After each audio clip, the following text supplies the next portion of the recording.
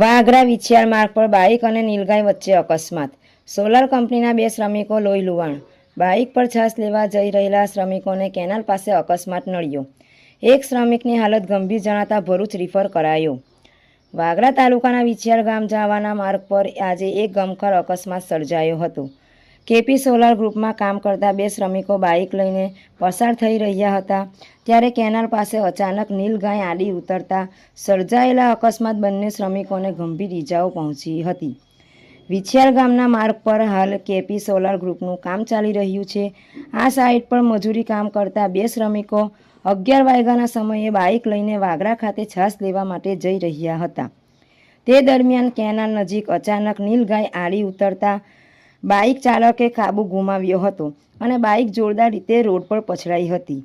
આ અકસ્માત એટલો ભયાનક હતો કે બાઇક સવાર બંને શ્રમિકોને શરીરે અને માથાના ભાગે ગંભીર ઈજાઓ પહોંચી હતી. ઈજાગ્રસ્તોમાં એક શ્રમિકનું નામ મનીરામ હોવાનું જાણવા મળ્યું છે. અકસ્માત બાદ આસપાસના લોકોએ તાત્કાલિક મદદ કરી ઈજાગ્રસ્તોને વાગરા સામૂહિક આરોગ્ય કેન્દ્ર ખાતે સારવાર અર્થે ખસેડ્યા હતા. વાગરા CSC ખાતે પ્રાથમિક સારવાર આપ્યા બાદ એક શ્રમિકની સ્થિતિ વધુ નાજુક જણાતા તેને વધુ સારવાર માટે તાત્કાલિક ભરૂચની હોસ્પિટલમાં ખસેડવામાં આવ્યો છે. આ ઘટનાને પગલે સોલાર કંપનીના અન્ય કોન્ટ્રાક્ટર પણ હોસ્પિટલ ખાતે દોડી આવ્યા હતા.